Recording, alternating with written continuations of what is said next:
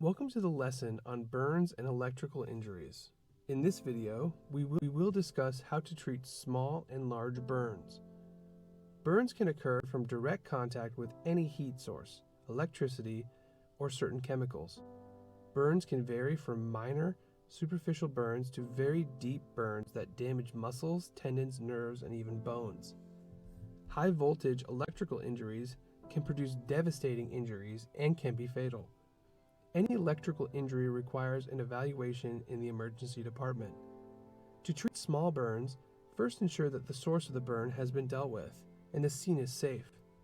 Make sure to wear protective, personal equipment and get the first aid kit.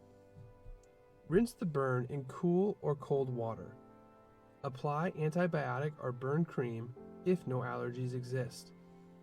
Cover with a clean, dry, non-sticking dressing.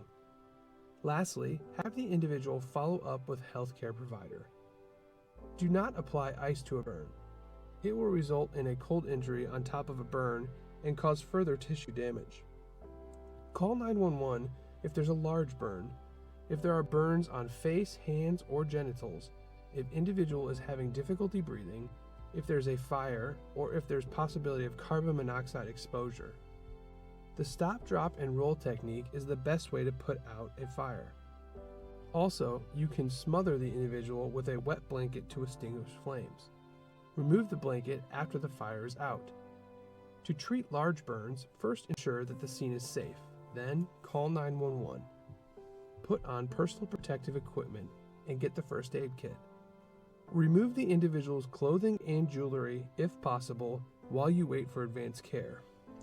This concludes our lesson on burns and electrical injuries. Next, we will review bites and stings.